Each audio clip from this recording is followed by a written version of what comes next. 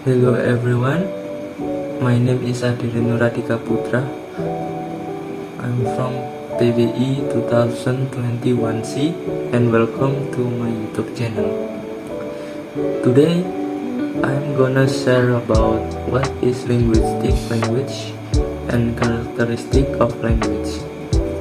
Language is everywhere, in old books and new words, in a long conversation with a friend and a shortcut with a stranger, the endless streams on our social media feeds, and the snippets on the back of a carousel box. Language spans our whole lives, from one of the first things we encounter as babies to our famous last words. Language is what I'm doing right now. We can observe and study how language works like any other natural phenomena, and that's language. Linguists try to understand the big picture. How does language work in general? What's going on in our minds and our society that allow every group of humans to have language, spoken or said, and why do each of use language slightly differently? Language is the study of language, how it is put together and how it functions.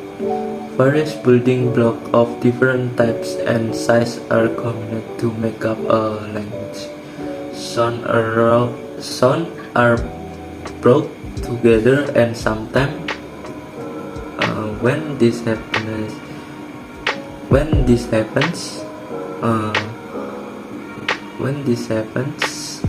they change their form and do interesting. Words are arranged in certain order, and sometimes the beginnings and ending of the words are changed to adjust the meaning. Then the meaning itself can be affected by arrangement of words and by the knowledge of the speaker about what the hearer will understand. Language is the study of all of this. There are various branches of language which are given their own names, some of which are described below.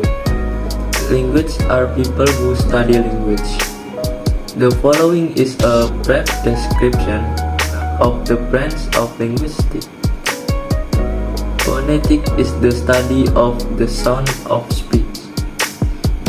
It includes understanding how sounds are made using the mouth, nose, teeth, and tongue, and also understanding how to hear those sounds and can tell them apart.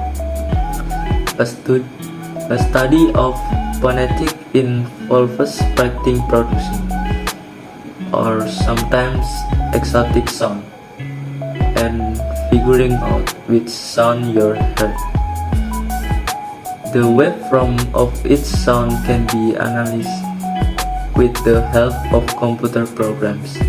In sign language, phonetic refers to the possible shapes, movement, and use of physical speech.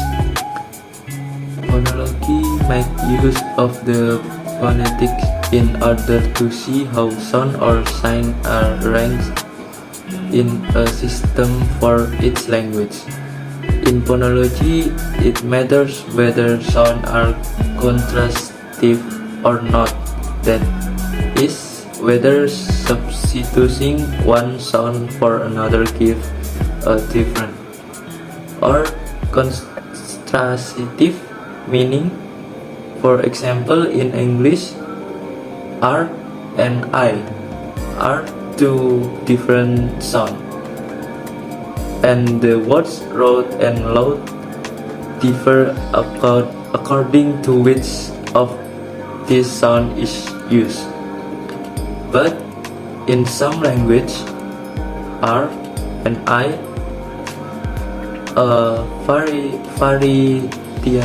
variations of the same sound. They could never make a meaning difference in words that differ by only that sound. Phonologists describe the contrastive consonants and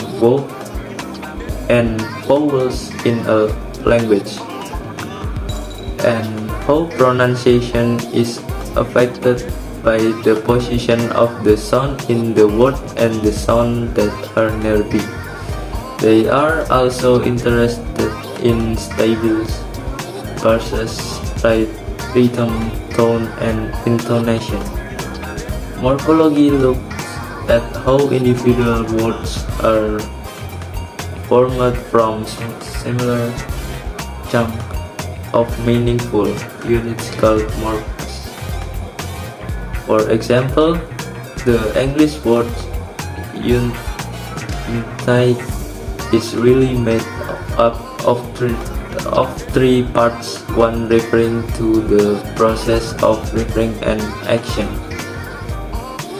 one indicating the action of twisting string-like things together so they stay, and the last indicating that the action happened in the past. Many languages have a much more complex way of putting words together. Morphology interacts in important ways with both phonology. Sounds together can cause and syntax which need to pay attention to the form of a word when it combines it with other words. Syntax is the study of how parts, clause, and sentence are constructed and combined in particular language. Writing a grammar requires defining the rules that govern the structure of the sentence of the language. Such the rules involve both the order of words and the form of words in their various possible positions. There are common patterns among often unrelated languages, and many linguists believe this is the result of general principles which apply to most, if not all, languages. For example, language where the direct object generally follow the verb have a lot of things in common in contrast to the things in common held by language in which the direct object generally precedes the verb. This course analysis look at bigger chunk of language text conversation. Stories, speeches, it's different types of these use language differently. And there can even be difference in how a language is used beside on the genre. For example, once upon a time is an appropriate start to a fairy tale, but not to a news story on the evening news. Discourse features can also show important principles of organization, such as which players in a story have key roles and which just have bit parts. Semantic in the study of meaning, it focuses on the relation between words, phrases, and other bits of language, and on how these words and phrases connect to the word. Pragmatic is similar, but it involves the study of how speakers of a language use the language to communicate and accomplish with the one. Pragmatic looks more at the relationship between speaker and listener, which allow assumption to be made about the intended message, considering, for example, the way context contributes to meaning. A classic example is where some is asked, "Do you want some coffee?" Does the reply, "Coffee will keep me awake," mean yes or no? It depends whether the person wants to say awake, and the questioner will only understand the intended meaning if they know whether the person wants to say awake.